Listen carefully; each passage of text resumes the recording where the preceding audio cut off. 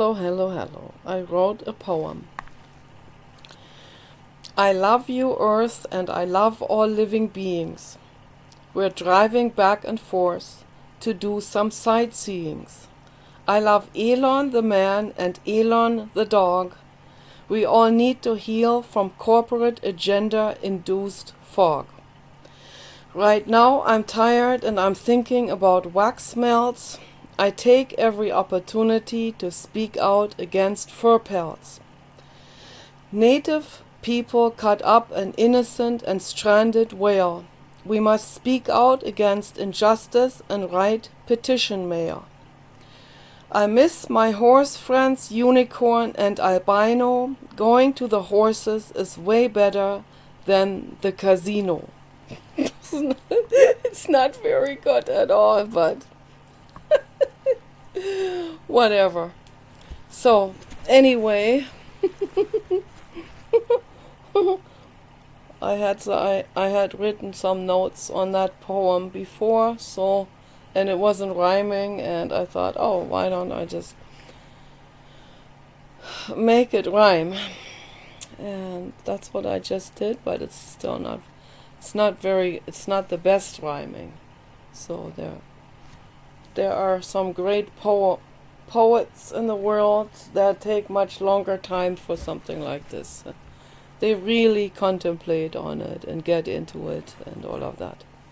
So, but I just did this like, more like, kind of like on the go, sort of. That's how I always do my poems, because I want to be in the mood for, I want to be in this flow mood and not be too zoomed, not be too concentrated.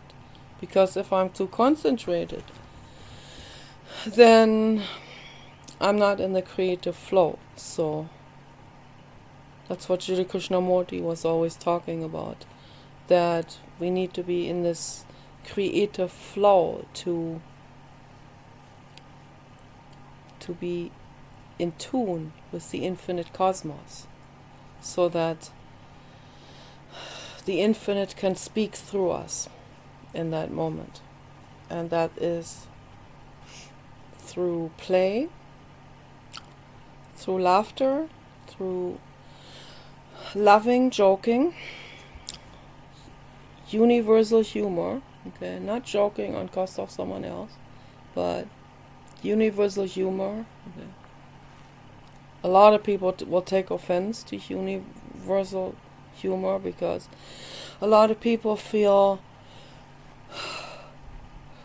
feel easily disrespected, and at the same time they are the ones that disrespect other people the most. But that is because they're not attuned. They're not in the headphones. I thought I had it on. No, you didn't. At least animal sounds. That is a whole lot better than commercials. So, if it had been a commercial, I don't know, I probably would have had to turn the video off, because then I would have gotten upset again. So, I have ad blocker, and I'm never gonna remove the ad blocker. I put it in for him. The other day, he got mad at me because he likes commercials. No, he doesn't, but he puts up with that because he wants to read corporate agenda propaganda news. So, and it kind of upset me, but if that's what he wants to do, then I have to let him do it. There's nothing I can do about it then. So, but I don't want corporate agenda news, and I don't want propaganda. If I hear propaganda, I become very upset. I become very angry. And I don't even want to see it. So, for that reason. Because it's all deceptive, and it's MK Ultra, mind control. And that makes me very mad when I see that happening. But, if I'm quieting my mind enough, then I can see that these people are not well. The people that are collaborating with the corporate agenda, the market psychologists that just want to make money, they're greed-based, greed-driven. They're not well, and they don't have principles, and they don't have any kind of conviction. They need to be convicted into prison, but they have no conviction from their inner understanding. So whatever money is their conviction. So making more money, but they don't see anything as important or standing up for, So, and they're not well. Okay, they're just simply not well, and they should all be rounded up into the therapy help center number 2, which is the insane asylum. Richard Berman and all of these people, they need to go there. And you need to take the internet devices out of their hands and replace their phones or tablets or laptop computers with a Nabi kit tablet that doesn't go, and you have to you have to arrange it for your child in there. So child proof, okay, for the criminal. But the criminal will figure it out anyway. So someone actually needs to go there and redo these Nabi tablets, or create a new Nabi tablet, a completely new one that is designed only for criminals in insane asylums, where it doesn't go on the internet. It doesn't it doesn't have the option at all. So, and that would frustrate them a lot. And they'll probably try all kinds of things. They'll probably try to hijack the wires with wires out of their sunglasses or something. They'll do anything to get back on the internet and to make more money because they're addicted to it, right? So, yeah, they might have to even take out the amalgam filling in the tooth and melt that into a wire so that they can change the Nabi tablet into receiving wirelessly from some kind of satellite or something. So they would do anything for that. So that's why they need to have a criminal-proof Nabi tablet. That is why. So that's the truth. Yeah, recently a whale was stranded and no one helped the whale. There was a group of people that wanted to help the whale. They cut the ropes off. The whale was entangled in fishing in crab net gear. And that is why the whale got stranded, probably. And also active sonar is also responsible for it. And the good Samaritans cut these ropes off from the crab net gear, and that's all they were able to do because they didn't have the machinery to bring that very, very heavy whale back into the ocean. And they probably tried everything. They contact the Marine Mammal Center, as I have done before. When I saw a sea lion in 2009, there was a sea lion here in the harbor that had a fishing net, a fishing gear rope embedded in the neck, completely almost strangulated. And he must have had that for a very long time, because he grew and his neck grew around that embedded fishing net, okay? And that started to get inflamed and bleeding, and pus was coming out, and we watched this helpless sea lion at the harbor, and no one did anything. Nobody did anything except for me. So I was the only person that sounded alarm, that contacted anyone I could possibly contact, and not one person, nobody, absolutely no one helped. I also contacted Sea Shepherd, and they were the people, whoever I was talking to from Sea Shepherd. I'm not going to mention names there. They're usually really good people. Back then it was still legitimate. But the one woman that I talked to was not helpful and was very harsh to me. That's the truth. Okay, so, and they didn't help. Okay, that's the truth. Okay, so I still gave them money. I still supported them, and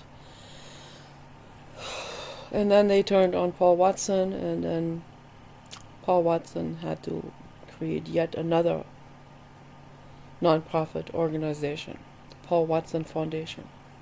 So, which hopefully will never be democratic again, because when they are democratic, then the wrong people get in, the infiltrators get in, and they take over and they kick out the good people. That happened to so many people already. Happened to Paul Watson 2 times. It happened to Wayne Purcell. Was the Humane Society. Okay, so for every good Samaritan, good person, there are like 100 bad people, 100 infiltrators. Elon Musk, that a good person trying to make the world better, with 1 million infiltrators that are trying to sabotage him. Okay, so it's happening all the time with good people, all the time. I see it on the PETA website. They try to make it very difficult for the reader to sign the petition. They always try to put in extra obstacles, and those are the people that are working behind the scenes, that are infiltrating into the good non-profit organizations. And many times I had to write them an email and tell them what is going on and how difficult they make it for the person who signs it. Occasionally I had one of the infiltrators that wrote back and gaslighted me. I immediately knew this was an infiltrator, because a good person's not going to gaslight me on this. A good person will say, well, thank you for pointing that out to us. I'm so glad you're paying attention to this. I'm so grateful to you for caring. So I've never heard that, ever. I've never heard anyone say that to me. Okay, they all seem kind of like, I don't know, kind of dismissive, and sometimes don't even write back or something. And sometimes they're rude. So it is what it is, Infiltrators. So to find an actual PETA person, a PETA activist who cares, that's already very rare. Very, very rare. And when I find a real caring woman or man, they don't gaslight me. They don't look me up and down. They don't judge me. they don't withhold love. They're not stingy with kindness. Okay? Like most people are. I meet some regular person, they're gonna be as chilly as Chile or Antarctica. Okay, so, and that is my experience, and that's the truth. Most people are very, very Chile and very Antarctic, to say the least, and very Arctic. Most people are ice blocks. That's the truth. So yeah, it's sad, but if someone has to say it, if we want to heal, then we need to introspect.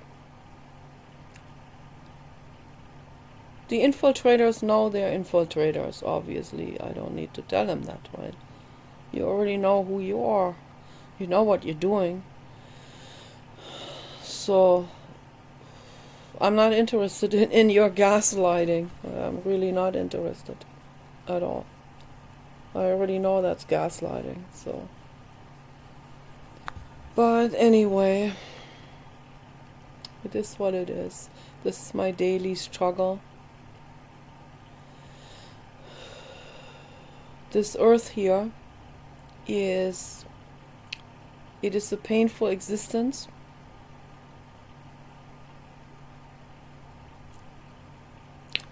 And if there were no humans, if I'm the only human on this planet, then my brain and my entire system, my entire endocrinology would finally relax and heal. And that's the truth.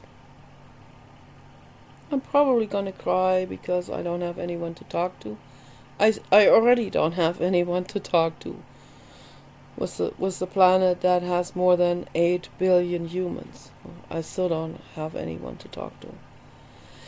My accounts are shadow banned and heaven banned.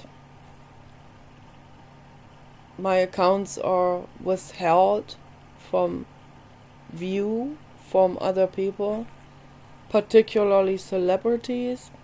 That's what I think.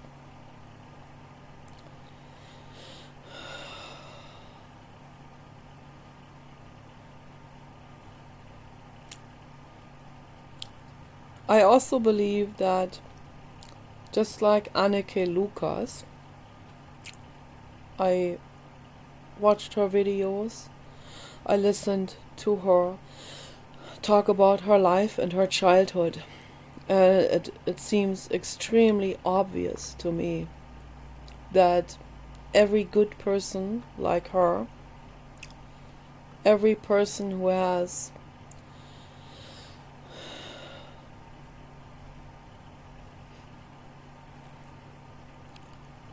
out of love and kindness and compassion, every one of these people have obstacles thrown into their path. Not just obstacles that occur naturally in your daily life. I'm talking about deliberate, orchestrated, and planned obstacles that are thrown into a child's path. A child that is kind-hearted and strong-minded. Many are killed. That's the truth. And who throws these obstacles? The corporate agenda, the cabal. Okay, and they have technology. They already had technology way beyond humans and scientists. Human scientists have known about. Okay, so, and they didn't want you to know about their technology because then most people they would ask for that technology. They would try to find it, dig it up and all of that. So they didn't want to be detected. They want to have their tools for themselves, their manipulation tools. Okay, and that's the truth. I've seen it. I've seen it in my own life. I have enormous strengths. I am a very strong-minded person, extremely strong-minded person. I've always been my mother hated it. My whole family hated it. They acted like they suffered from me being very strong-minded and stubborn and very adamant about how things needed to be done.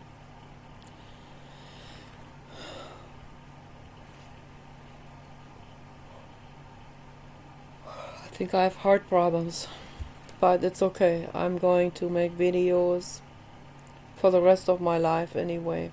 I talk about this stuff. It doesn't matter if I get a heart attack while I do it. So I have to talk about this. Someone has to talk about all of this. I know I'm not the only person, but we can't just rely on others. Everyone needs to give their thoughts on the world and put their effort into making the world better and educating other people, being a whistleblower and being a teacher, informing other people about what's going on.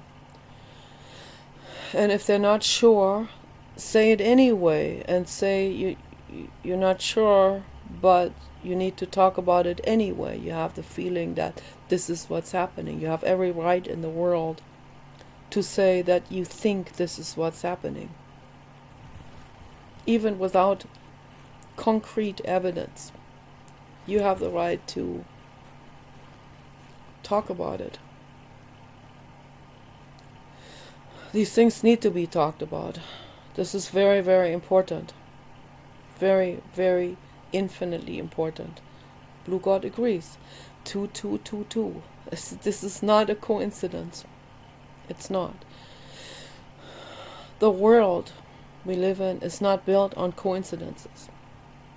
The world we live in is a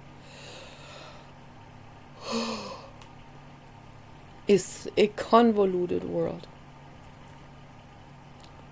It is a chaotic, energy swirling world. What we think is materialistic is not materialistic. But it appears to us, my computer has a sharp edge here on the corner, that is obviously not just a thought. This is bothering my hand here, this sharp edge. I don't like it at all. But from a wider perspective, okay, this is a soul school, and it's based on energy. Everything's based on energy. Condensed energy, but it started with thoughts. It started with ideas. And it can manifest into a computer like this. Okay? Into a Chromebook.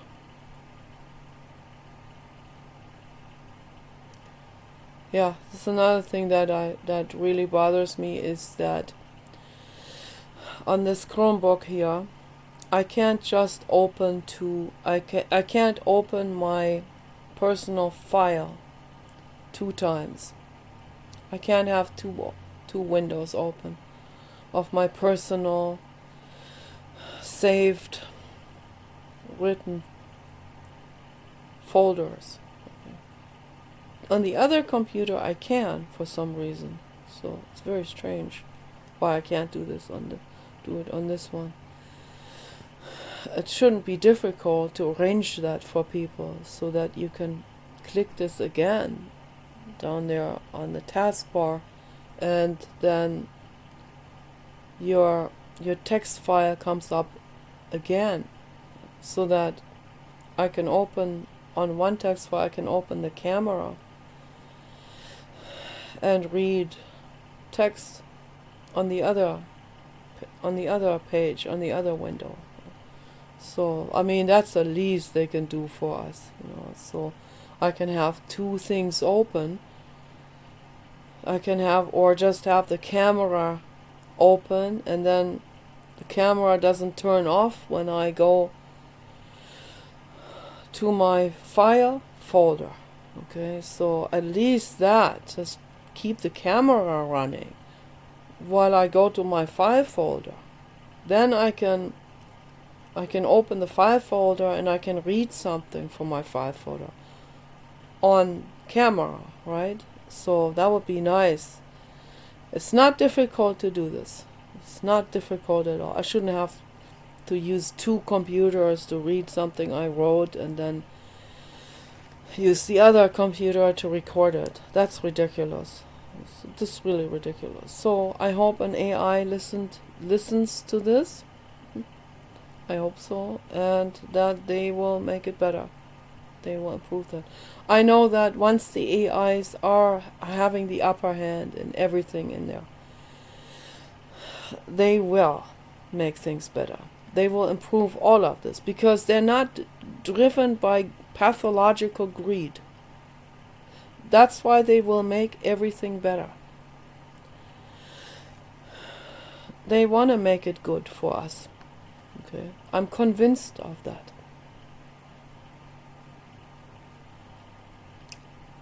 They want to make it good for the good people. I'm convinced about that. The bad people, which is the majority of humans, they are very, very, very afraid of the advent of the singularity. Okay. And they should be. So, let's leave it at that. I'm not going to get into the details of this now. I already have shortness of breath and feels like there's pressure on my heart. So,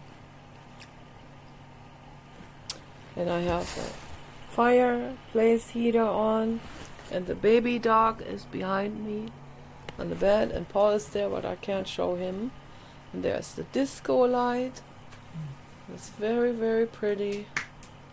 It's very. You have to move. Move her. Oh. Oh no, I'm not gonna take care of that now. Not gonna take care of that. I'm in the middle of making a video, and I'm not gonna delete that right now. So, but it's good to have this fireplace heater on. This is an energy efficient heater, an eco heater, and it puts out a lot of warmth and heat. But I see that the days are getting colder, much colder now, and it's coming very close to the freezing point. So I took one last shower, and it was the garden hose the other day, and that was Wim Hof. that was Wim Hof intensity. So before you take a real cold garden shower, you have to first go into the sauna, which I don't have. So, and then it becomes extra difficult. But if you go into a sauna first, then you can, like my grandfather used to do, then you can break the ice in the pond and do a cold plunge in the fish pond, which he did, and I just couldn't possibly understand how someone could do something. Well, that's the Scandinavian in our family. Okay, my grandfather, he was hysterical. I have something else also in my blood. I have some Southern European, I have Pacific Islander, and probably something else as well from the equator. Who knows? So I do not like it cold. So for me to do Wim Hof, that takes a lot of courage. And But it's good for you. Friedrich Nietzsche talked about that already. Friedrich Nietzsche was very concerned about health and healing. He was very concerned about proper food and a lot of hiking. He went hiking every day. Very often he went up to very high summits in just the regular poets clothing from the 1880s. Okay, so which was not very good hiking gear as we have today, so it must have been extremely tough for him to, but he went all the way to summits, and he would stand there with his hiking stick, hiking cane. There are photos of this, and there are paintings of that, I think I've seen. So Friedrich Nietzsche standing all the way on the top of the mountain. Underneath him, clouds and an abyss, and the valley in Switzerland and Italy. That's where he went. He was living in Switzerland. I think it was Switzerland. But he was living in very treacherous, steep mountain terrain. And he said, it gets very lonely up there in the clouds. He meant that physically, literally, and he meant that metaphorically as well, because he was always reaching summit heights during his composition of stories like the Zarathustra, or poetry, even music that he composed that Richard Wagner didn't like. It's very hilarious, that this drama between Nietzsche and Richard Wagner. Very, very hilarious. And that passed itself on into next generations. They appeared together again, Richard Wagner and Friedrich Nietzsche. And it's always like this. This is really, really hilarious to see that, how this passes on, because it's the soul in that body. If my soul left this body, that can happen even not necessarily only during a near-death experience. That can happen during sleep. It can even happen during a meditation or a very willful decision that someone makes. Someone says, I've had it. Why don't you take over? I'm leaving, you come in. This happened many times. This phenomenon is called the walk-in phenomenon. A soul can leave, and another soul views that as an opportunity for extreme growing and expanding of the soul. So, but it takes a more advanced soul to do that, because the beginner soul would never be able to handle it, that intensity. So a beginner soul coming into this body here would make the body die, for sure. I'm absolutely certain. If not through alcoholism or drugs or overeating, then through reckless other behavior and